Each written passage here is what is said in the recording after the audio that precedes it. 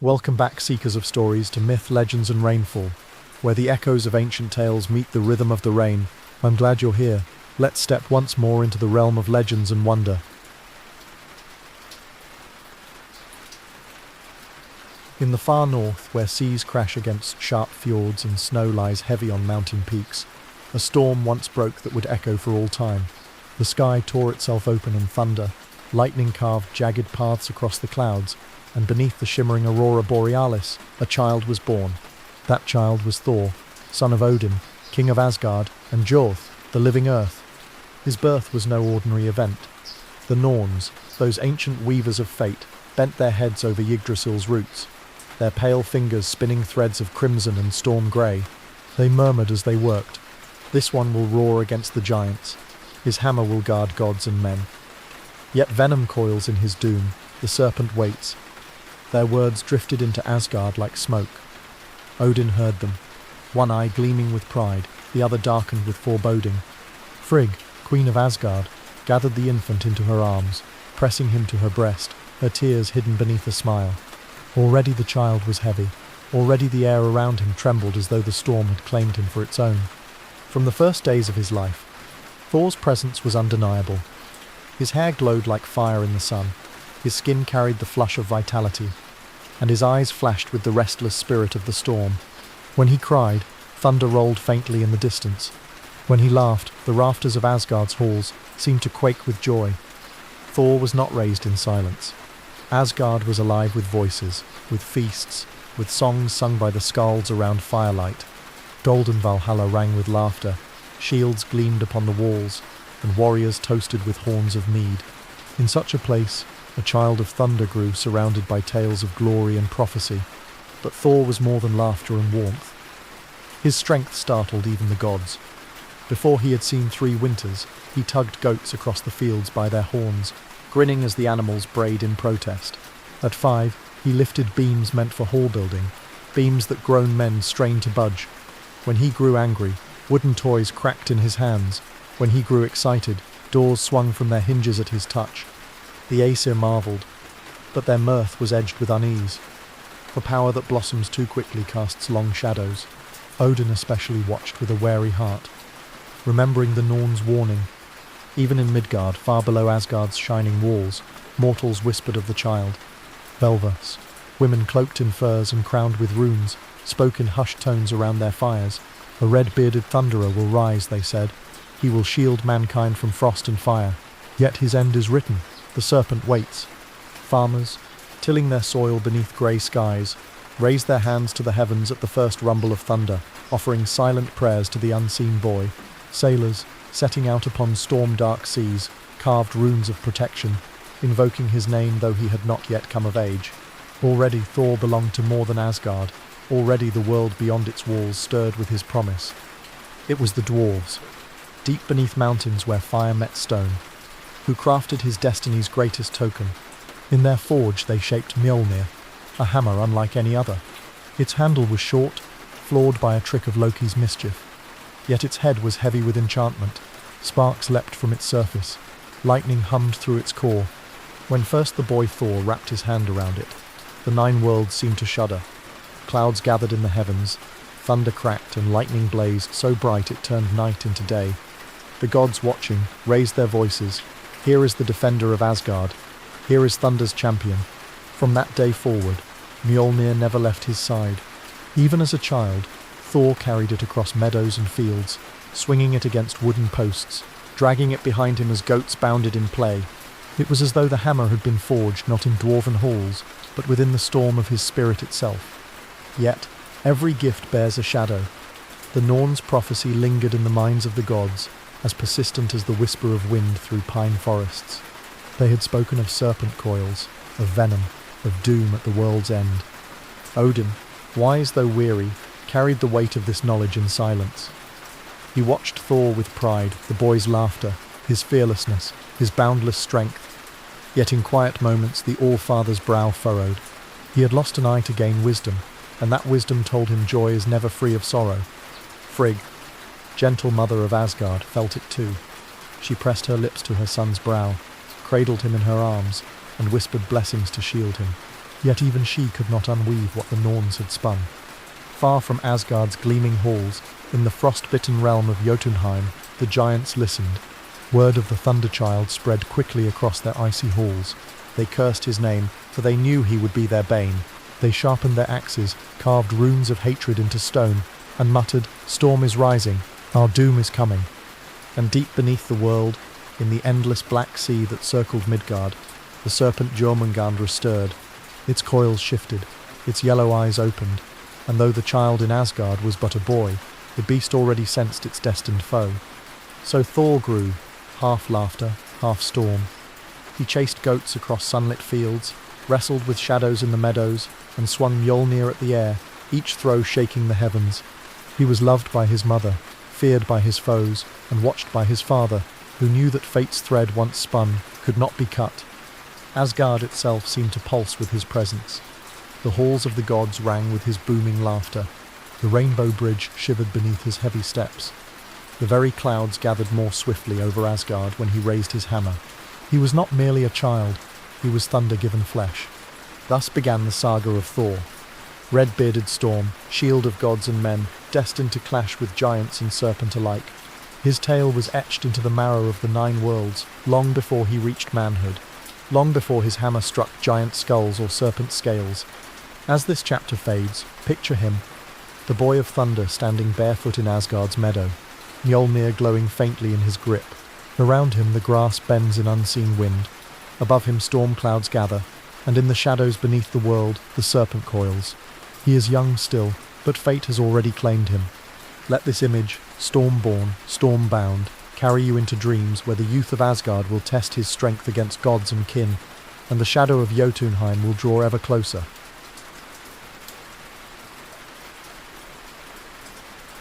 Golden Asgard, realm of the gods, was alive with feasts, contests, and laughter. Its halls glowed with amber firelight, shields gleamed upon the walls, and the air was filled with songs of triumph. Here Thor grew, no longer a storm-born child, but a restless youth, eager to test himself against kin and fate alike. His footsteps thundered in the courtyards, his laughter rolled through the mead halls, and wherever he went, Mjolnir, the hammer that sparked lightning, hung at his side. Already the 9 worlds looked to him with both awe and unease. Among the young Æsir, contests were as common as feasts. To wrestle, to race, to hurl stones beyond the walls. These were the games that shaped honor and tested strength. Thor entered them all with joy, his laughter carrying across the fields. Against Tyr he grappled, arms locked in a struggle that shook the earth itself. Tyr's stance was steady, his training precise, but Thor's raw might broke through. With a final heave he pressed the war god to the ground. A roar rose from the watching gods, and Tyr, ever noble, nodded with quiet respect. He saw in Thor not only brute force, but the rising shield of Asgard. Against Loki, the contests took another form. The trickster darted quick as fire, weaving through the meadows with a sly grin. He outran Thor in races, slipping like smoke on the wind. He won with wit and cunning words, teasing and taunting as the stormer's heavy strides shook the ground. But when boasts tipped toward blows, Thor raised Mjolnir with a booming laugh, and Loki, wide-eyed yet grinning, darted away. Their bond grew in that tension, fire and storm, mischief and might, bound in rivalry and reluctant loyalty. Even the rainbow bridge, Bifrost, felt Thor's presence. Once, when the gods raced across its shimmering span, his pounding steps left the colours trembling beneath their feet. Heimdall, the vigilant watchman, gripped his horn and frowned, for never had the bridge shivered so. Yet Thor only laughed, his red hair blazing in the wind, his spirit alight with joy. Friendships bound Thor to Asgard as tightly as any oath. With Vidar, the silent god of vengeance, he roamed through forests and meadows, bows in hand, tracking deer and boar. Words passed seldom between them, but their bond was strong as oak roots, unspoken and unbreakable. With Bragi, the skald, Thor traded laughter for verse. Bragi's songs painted storms and battles in gilded words, and Thor, though not a poet himself, laughed heartily at every stanza that likened him to a rolling tempest. With Balder bright and beloved, he shared horns of mead in the golden hall. Balder's light softened even Thor's storm, and when the youth of thunder grew too restless, Balder's calm voice often stilled him. And then there was Sif. Her golden hair gleamed like ripened fields under the sun. her presence warm as midsummer. Thor's storm gentled in her company. She smiled at his clumsy boasts, laughed at his booming tales, and though their love was yet unspoken, fate's threads already bound them. No longer was Jötunheim a new gift. It was his teacher, his test, his constant companion. At dawn, Thor hurled it against oak trunks, splitting them to splinters. At dusk he cast it against the cliffs, the echoes rolling across the valleys like thunder. He practiced not only strength but aim, learning to call lightning through its weight and strike true. Sometimes he stood atop Asgard's walls, lifting the hammer high. Clouds gathered swiftly, thunder rolled, and lightning danced along the hammer's head. Farmers in Midgard looked skyward in awe, whispering his name in prayers carried on the wind. Sailors crossed themselves at sea, carving runes for protection as storms rose. Already Thor was more than youth. He was storm-given flesh, and the world beyond Asgard felt it. Yet within him raged tempests he could not always master. When anger seized him, doors cracked beneath his fists, shields splintered like driftwood, and once even a companion reeled from the force of his wrath. His heart was quick to fire, his blood quick to boil, and though his laughter rolled like thunder, so too did his fury. Odin, from his high seat, watched with wary eyes. He summoned Thor and spoke with the gravity of foresight. "Strength is a gift," he said, "but it is also a chain. If you wield it blindly, it will bind you. Giants are cunning. They will not meet you with might alone. Learn balance, or your storm will consume you." Thor bowed his head, yet stormfire lingered within his chest. He was not Odin, seeker of runes, keeper of riddles. He was thunder, he was might, and though he loved his father, restraint sat uneasy in his heart. One winter, Volvers came to Asgard. Cloaked in furs, their staffs etched with runes, they entered Odin's hall and cast their sight upon the Thunderer. Their voices fell heavy as stone. "The Thunderer will stand when the sky is torn. He will strike down the serpent. Yet venom shall claim him. His doom is fixed." The hall grew silent. Even Loki's tongue stilled. Frigg pressed her hand to her lips, her eyes shining with dread. Thor, however, only laughed, his voice rolling like thunder beneath the rafters. "Then let the serpent beware," he said, raising his hammer high. But when night fell and the fire dimmed, Thor lay restless. Dreams came to him unbidden, coils vast as mountains stirring in black seas, eyes glowing yellow, fangs dripping with venom. He woke in sweat. Mjolnir clutched in his hand, though no enemy stood before him. In Jötunheim, land of frost and shadow, giants gathered in icy halls. Torches flickered against walls carved of stone and ice. Warriors sharpened axes taller than men, sparks leaping into the dark. They spoke of Thor with curses, their voices echoing in the cold. Some trembled, for they feared the storm's child. Others swore vengeance, vowing to crush him before his strength ripened fully. Hrungnir, stone-skinned and proud, spat upon the fire. "Let him come," he said. "His laughter will freeze in his throat." But even as he spoke, unease shadowed his words, for the giants knew the boy of thunder was rising, and their time was shortening. Yet Thor's youth was not shadow alone. The golden halls of Asgard rang with feasts, firelight and fellowship. Skalds raised songs, warriors lifted horns, and laughter rolled like surf on stone. Thor drank with Balder, clasped arms with Freya, and roared with Bragi's verses. He feasted beside his kin, hammer resting at his feet, storm quieted in joy. In those moments he was not merely a tempest, but a friend, a brother, a son of Asgard. The gods found hope in his presence. For though prophecy whispered of doom, they knew that when the walls of Asgard trembled, it would be Thor who rose first, hammer in hand, storm in his heart. Thus the boy of thunder became the youth of storms. Restless, fiery, unyielding, beloved by kin, feared by foes, his feet pounded Asgard's meadows, his laughter shook its halls, his wrath cracked its doors, his hammer sang in his grip, and his name spread across the 9 worlds. Already his shadow reached Jötunheim. Already giants muttered curses at his rise. Already the serpent stirred. As this chapter fades, picture Thor standing at the meadow's edge, Mjolnir glowing in his hand. Behind him, golden halls blaze with feast and song. Before him, the horizon darkens with frost and fire. Around him, storm gathers, not by chance but by fate.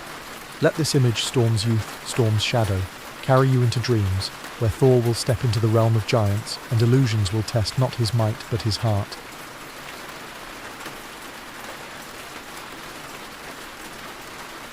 Beyond the shining walls of Asgard, across the seas and forests of Midgard, lay Jötunheim, the realm of giants.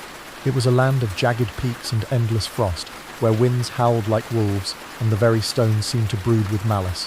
Few of the Aesir dared tread there, for the giants were cunning as well as cruel. Yet Thor, restless youth of storms, yearned to test his might against them.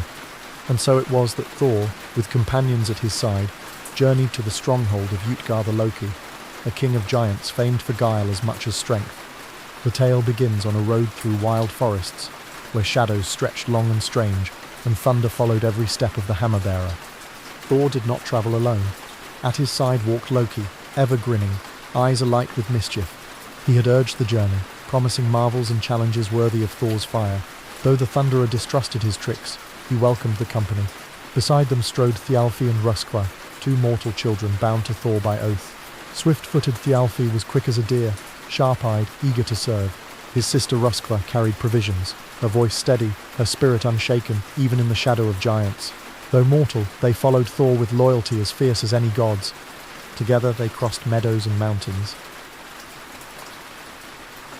their laughter echoing through valleys, their campfires glowing against the night. Yet always, on the horizon, Jötunheim's peaks loomed closer, crowned in snow, wrapped in cloud. One evening, as twilight thickened into night, the companions stumbled upon a vast hall of stone, unlike any they had seen before. Its roof seemed to stretch toward the stars, its doorway wide as a canyon. Seeking shelter, they entered, and discovered it was no hall at all, but the great glove of a sleeping giant. The ground trembled as the giant stirred, his breath a gale that rattled branches, his snores rolling like distant thunder. He was Skrymir, vast beyond reckoning, his body sprawled across the forest like a mountain fallen sideways. Thor, startled yet unafraid, tightened his grip on Mjolnir. But the giant awoke and laughed, his voice booming through the trees. "Little Thor, little wanderers, what do you seek in my glove?" Loki, ever quick, answered with flattery. Thyli and Röskva clung close to their master. Thor said nothing, but his eyes blazed with challenge. Skrymir offered to guide them toward Útgarða-Loki's hall, and though Thor distrusted him, they agreed. So began a strange companionship, for the giant's stride was so great that the travellers ran like children to match it. That night, they camped beneath ancient oaks. Skrymir lay down to sleep, his snores shaking the ground. Thor, restless with suspicion, rose in the dark and lifted Mjolnir high. With all his strength, he brought the hammer down upon the giant's skull. The blow rang like a thunderclap, yet Skrymir merely stirred, scratching his head as though a twig had fallen upon him. "Did a leaf brush me?" he murmured before sinking again into slumber. Thor's eyes widened, but his fury deepened. Again he struck, harder than before, the hammer singing with force enough to shatter mountains. The giant shifted, mumbling in his sleep. Was that an acorn? A third time, Thor raised Mjolnir, pouring all his stormfire into the strike. Lightning cracked across the sky, the earth shook, and the hammer crashed upon Skrymir's brow. Yet the giant only turned, yawning. "Ah, perhaps a bird has perched upon me," he muttered, and slept on. Thor's hands shook with anger, his teeth clenched, but dawn soon broke, and Skrymir led them onward as if nothing had passed. At last, they reached the stronghold of Útgarða-Loki. Its walls loomed impossibly high, its gates sealed as though by magic, yet the companions slipped inside, finding themselves dwarfed by the vastness of the hall. There upon a throne sat Útgarða-Loki, tall, cold-eyed and sly. "Welcome, Thunderer," the giant king said, his voice smooth as ice. "Welcome, trickster. Welcome, mortal children. Here no guest goes untested. Show us your worth if you dare." Thor's heart blazed with eagerness. Loki grinned, masking unease. Thialfi stood ready, Röskva steady at his side. First came Loki's trial. A great horn of mead was placed before him, and Útgarða-Loki commanded, "Drink, trickster, if your boast is true." Loki raised it, gulping deeply, but the horn never emptied. Again and again he drank, yet the liquid remained. The hall roared with laughter. Next was Thialfi. He was challenged to a race against a giant youth. Swift as he was, he fell behind, his feet pounding yet never gaining. The hall shook with the giant's jeers. At last, Thor was called forth. "Show us your strength, Thunderer," the king said, his smile sharp as a blade. First, Thor was commanded to lift a great cat. He bent low, grasped its belly, and strained with all his might. The creature arched its back, stretching higher and higher, until only one of its paws left the ground. The hall erupted in mocking laughter. Then he was told to wrestle an old woman, bent and frail. Thor, ashamed yet determined, gripped her with all his power. But the more he strained, the stronger she grew, until at last he fell to one knee. The giants roared in delight. Thor's fury burned, yet his strength seemed useless. He had failed in every test, and the hall shook with scorn. But Útgarða-Loki, rising from his throne, raised his hand for silence. His eyes gleamed with cunning as he spoke. "Hear the truth, Thunderer. None of these trials were as they seemed. Loki drank from the sea itself. Had he drunk deeper, the oceans would have emptied. Thjalfi raced against thought which no foot can outrun. You, Thor, strove to lift the Midgard serpent, disguised as a cat, and nearly raised it from the earth. And the old woman you wrestled was none other than age itself, which no being can overcome." The hall grew silent. Thor's eyes widened, his breath sharp in his chest. Rage flickered, but so too did awe. For though he had not won, he had nearly done the impossible. Útgarða-Loki laughed, a sound cold as cracking ice. "Great is your might, Thunderer, greater than we dreamed, and so for my safety I must bid you leave.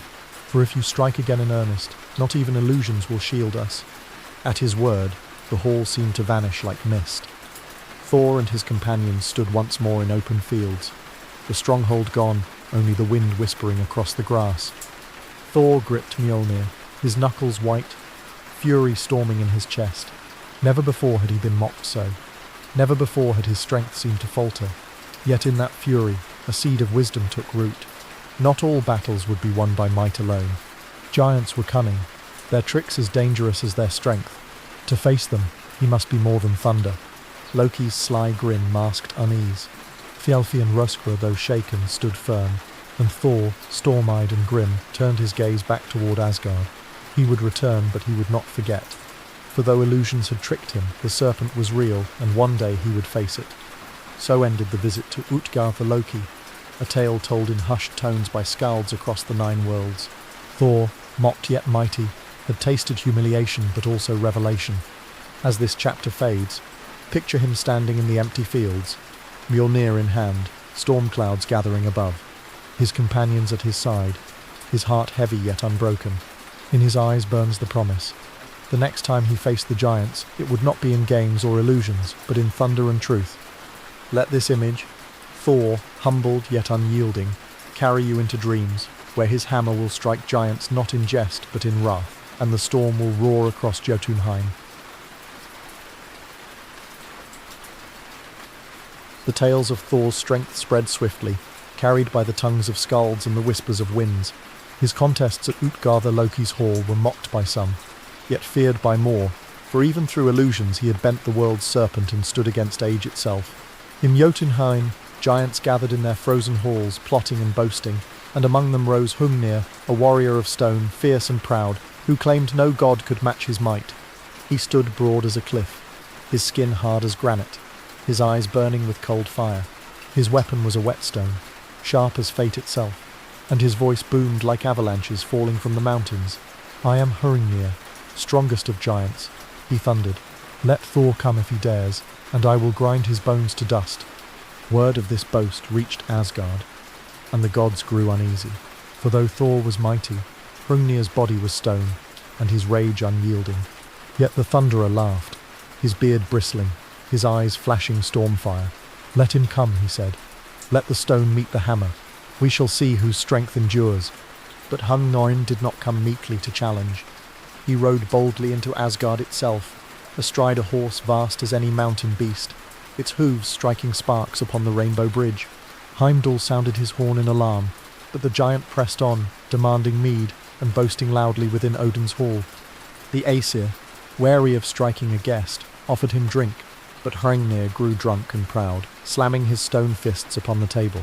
"Your walls tremble before me," he declared. "Your gods are children. Only Thor holds worth among you, and when I crush him, Asgard shall be mine." The hall grew silent. Odin's one eye narrowed, and Frigg's voice trembled with anger. Yet none rose against the guest. Thor, absent from the feast, soon returned, and the ground itself seemed to quake as he strode through the doors, Mjolnir flashing in his grip. His eyes burned upon Hrungnir, his voice booming like thunder over mountains. "You dare boast in Asgard's hall. You dare call yourself my equal. Speak your challenge, stone-hearted one, and I shall answer." Hrungnir rose, swaying with drink, but his voice rang bold. "Let us meet, Thunderer. Not here, but on the plain. A duel, fair and open, stone against storm, whetstone against hammer. Let fate decide." Thor agreed, and the duel was set for the broad plain called Jötunheim, a field of stone where no trick could turn aside destiny. The giants gathered there in droves, their voices echoing like storms in caverns, and the Aesir too came to witness, their hearts heavy with foreboding. The giants, fearing defeat, shaped from clay a monstrous figure, 9 leagues tall, and set a mare's heart within its chest to lend it life. But when it stood, towering yet trembling, its knees knocked together, and its courage faltered at the sight of Thor's stormfire eyes. Hrungnir alone stood firm. His body was stone, his heart fierce, his whetstone sharp and heavy in his hands. He laughed as Thor approached, his voice booming like breaking cliffs. "Come, hammer-bearer, come, red-bearded fool. Today your skull shall crack like shale beneath my stone." Thor came swiftly, Mjolnir raised, lightning flashing in the clouds above. Yet at his side, small though he was, ran Thialfi the fleet-footed, faithful and brave. He darted before Hrungnir, crying out, "Careful, giant! Thor comes upon you from below. He burrows beneath your feet even now." Hrungnir staggered, planting his feet wide, his eyes darting to the ground. In that moment Thor leapt high, Mjolnir blazing like the heart of a storm, and hurled it with all his might. Stone met thunder. Hrungnir flung his whetstone, spinning sharp as a gale, and it clashed against the hammer in mid-air. Sparks erupted, lightning blazed, and shards of stone rained down across the plain. To this day, they say, sharp flints lie scattered across Midgard, born from that clash. But Mjolnir flew true, as it always did. It struck Hrungnir square upon his stone skull, and the giant fell like a crumbling mountain. The earth shook with his fall, dust rising in clouds, his limbs sprawled across the field. Yet as he fell, his great leg crashed upon Thor, pinning the Thunderer beneath its weight. The gods cried out, rushing to aid their champion. But none could lift the giant's stony limb. Thor lay trapped, his hammer fallen beside him, his fury smouldering as he struggled. Only Magni, his son, but 3 nights old, came running with the strength of his bloodline burning already in his veins. With a child's laugh, he heaved the stone leg aside, freeing his father. Thor rose, storm-eyed, and gazed upon Hrungnir's corpse. The giant's head was shattered, his whetstone broken, his boasting silenced forever. Yet a shard of stone, sharp as fate, had lodged itself in Thor's brow, and though the gods sought to remove it, the wound remained, a scar of the battle that would ache whenever storms raged. The Aesir rejoiced at Hrungnir's fall, yet they knew more trials awaited. For every giant slain, 10 more cursed Thor's name. In Jötunheim, the council of Frostkin howled with grief and fury. They beat their stone fists upon icy walls, vowing vengeance. The name of Thor rang louder than ever in their halls, not as mockery, but as dread. Yet Thor himself stood silent amid the cheering. He touched the shard in his brow, his eyes shadowed with thought. He had triumphed, yet not without pain. Strength had carried the day, but wisdom too had played its part, for without Thialfi's trick, Hrungnir's stone might have struck true. And so the Thunderer walked away from the field, Mjolnir heavy in his hand, his heart heavy with what lay ahead. The storm had prevailed, but storms always left scars, and the shadow of prophecy still curled in his mind, the serpent waiting, the venom promised, the doom foretold. Thus ends the first part of our telling, the birth of the Thunderer, his youth among the gods, his trial in Útgarða-Loki's Hall of Illusions, and his clash with Hrungnir the stone giant, until at last he strode through the fires of Geirrod's hall, and stood unbroken. But this is not the end.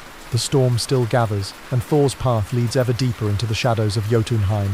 Giants yet whisper his name with hatred, the Midgard serpent coils unseen beneath the sea, and the threads of fate tighten with each step.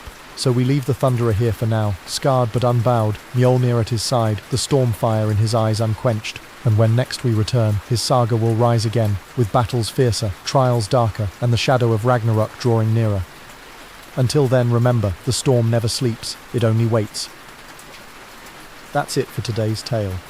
If you enjoyed it, don't forget to like, subscribe and hit the bell so you'll catch the next story when the rain returns. See you soon.